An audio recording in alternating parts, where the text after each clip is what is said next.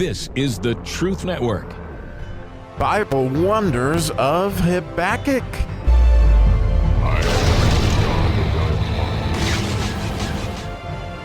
Very fun. Today we get to start off with a joke. And those people who know me well know Thursday's kind of my joke day anyway, because for years and years and years I've done a devotion at Somerset Nursing Home where I'm known as the man with the papers because I always tell all my jokes. But I thought this joke today, it fits so well with what we're going to learn in Habakkuk, which has everything to do with Holy Week. The joke kind of illustrates the point that God was making to me over the last few days as I was trying to put together where he was taking me. And what a joy it always is when I see what he had in mind. That's how Holy Week fit into Habakkuk chapter 3. So it kind of comes together today, and as this will be my last podcast before Easter. Well, actually, Saturday they'll put out an episode, but I'm going to the beach with my wife for a sunrise services at Fort Caswell this Easter, so I'm excited about that. But this joke, okay? So my favorite joke in all the world, I will tell you, is this joke. And the story goes that Jesus, the Father, and Moses were all playing golf. And so, of course, Moses steps up to shoot, and he swings, and, he kind of slices it, and next thing you know, boom, right in the water, right? And, of course, Moses, being Moses, walks up to the water, parts the sea, so to speak, and stands up there, hits the ball, boop, plop, right onto the green. Beautiful. Well, of course, this was Jesus's, shot. So he got up, same thing, goes to the tee, and plop, right in the water. But Jesus, being Jesus, of course, he didn't need to part the sea. He just walked right up, hit the ball, and up, plop, onto the green it went. But then the Father himself got up to shoot. And what a wonderful thing that always is. And so as he swings and surprisingly, plop, it's headed for the water. But before it hits the water, a fish jumps out of the water, grabs the ball. And as the fish goes to land back in the water, an eagle swoops down. The eagle catches the fish in his talons. And then he flies, over to the green and drops the fish. When the fish hits the green, the ball comes out of its mouth and plunk, it goes right down into the hole. At what point in time Jesus turns to his Father and says, "See, this is why I never play golf with you." The reason why I tell that joke, and I had a very good reason for it, is because if those of us who hang out with God and know his sense of humor, that's how he does things. He doesn't just shoot the ball in the hole, even though that would be easy enough to do. He likes to do things in great detail with all sorts of different angles and stuff, so you can just marvel and go, okay, that was clearly God's shot. I mean, clearly that's the way he does things. And so that was how he did this for me as I was, asking every day, where are we going? And yesterday I got stuck and I wanted to do a podcast, and I studied this and I studied that, but I could tell I could never get on track. And so I just didn't release one because I didn't really have anything that I thought was worth, delivering. And so this morning, right, interestingly, I've got my devotions and all this stuff that I was doing. And so I was like, God, just take me where you want me to go today. Where do you want me to go? Where do you want me to go? And he sent me back to Habakkuk chapter 3, which surprised me because I thought we were still doing Holy Week. Well, we'll get to that in a minute. But anyway, he says, no, go back to Habakkuk chapter 3. And so if we go back to that would be verse 11 is the verse that we left off on, a couple weeks ago when we were doing Habakkuk before the boot camp. And so that would be the Kuf verse. And the way the Kuf verse reads is, the sun and the moon stood still in their habitation. At the light of thine arrows they went, and at the shining of thy glittering spear.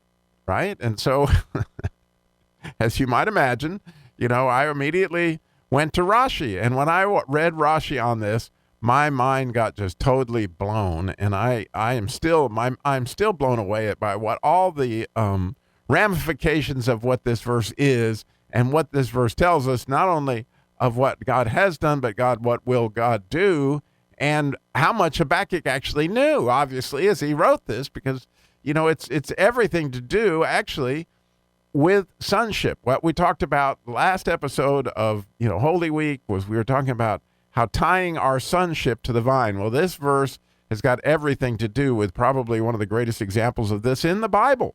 as I think about it, because if you look in Genesis 48, now we talked about Genesis 49 last episode.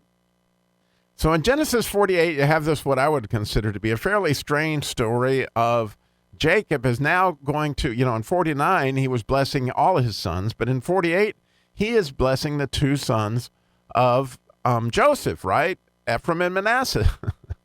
And so, the whole idea of he's putting his hand on the wrong head and all that stuff. And I'm if you're like me, haven't you always wondered, how is it that Ephraim was really greater than Manasseh? How is it that he was so great? I never really got the picture of that in the scripture, but I certainly got it this morning as Rashi went right back to this story to say that this was what happened in Joshua chapter 10 has everything to do with the sun and the earth, moon, sun is standing still, which we're going to get to that in a minute.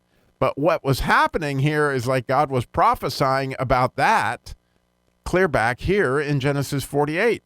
So in Genesis 48, when he is blessing these two sons, he says, and God make thee like Ephraim and Manasseh, right?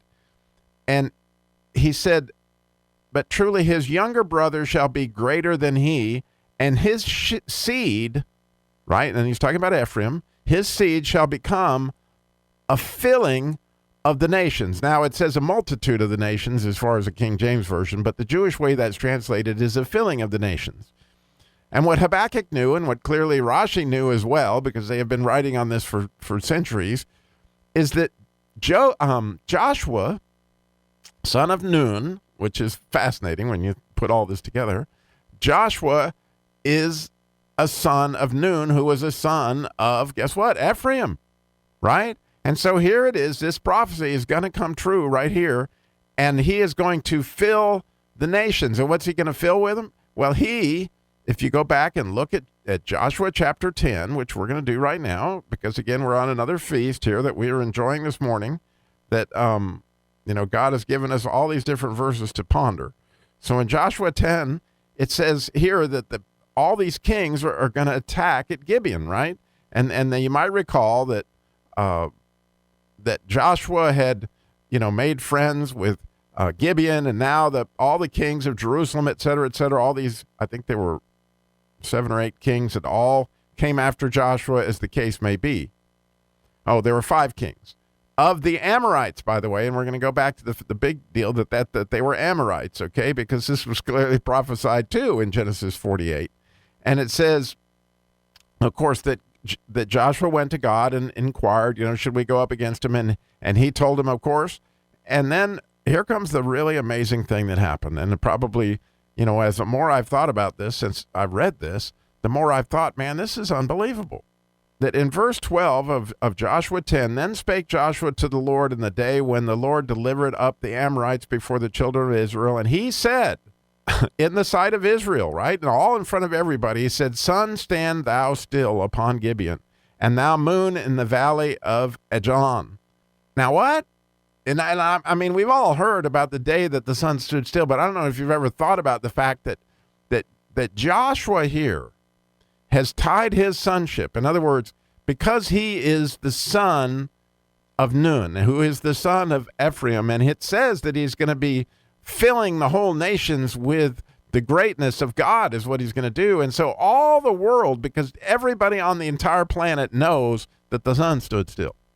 In fact, there are legends from one side of the world to the other of the day, of the longest day, and on the other side, there's legends of the longest night, which again, the whole world knew what in the heck is going on here, man. This is big.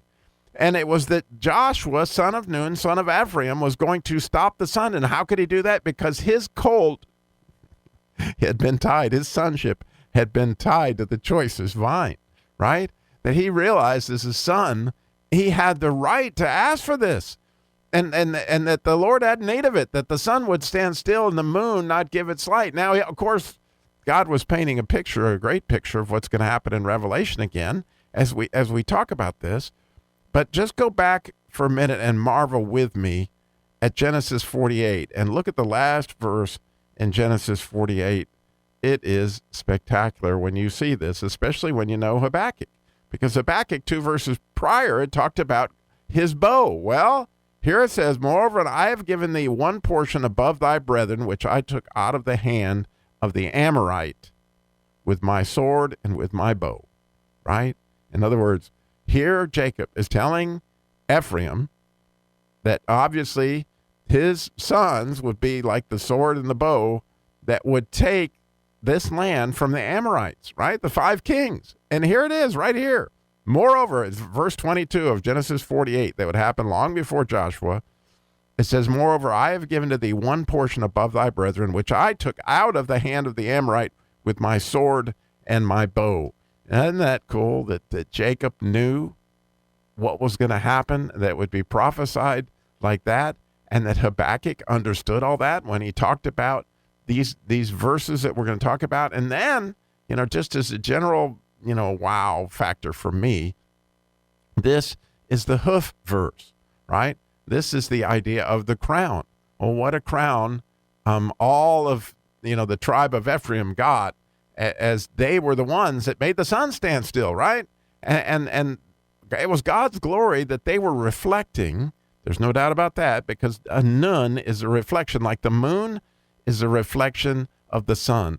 Well, the son of Nun he's a reflection of what God could do, because he had the authority and he had the sonship to ask God to do what's unthinkable. I mean, when you think about it, it's huge that Moses parted the Red Sea. It's huge, all the plagues that came. But I got to say that stopping the sun and the moon, I mean, that's huge. I mean, it's like, whoa, like that's like amazing, more than amazing. And so as you think about that and ponder it this Easter, that there was a picture that God was painting of sonship that was way bigger, because Jesus, right, was painting a picture that he would conquer something bigger than the sun and the moon. He would conquer death, right? That we would live eternally and all have a chance at this sonship, where we could tie our colt to we could tie our donkey to the vine, and our choicest colt, our sonship to the choicest vine. Now that we have come in here with the son of the king, and we wear the crown, that desire of the letter hoof. And again, you might review the letters, the verses in the hoof version of the verses of the 119th Psalm. Like, there's such a smorgasbord here. And I hope this Easter that we all will tie our burdens, right, to the vine, and allow God to save us. That's most important. But obviously, then we need to tie our sonship to the choicest vine, and realize the amazing authority, the amazing stuff that we can do as a result of this inheritance of being sons of the King. Do you see how God put that all together for me? The eagle grabbed the fish, the ball came out of its mouth, and you hear it fall into the cup. Thanks for listening.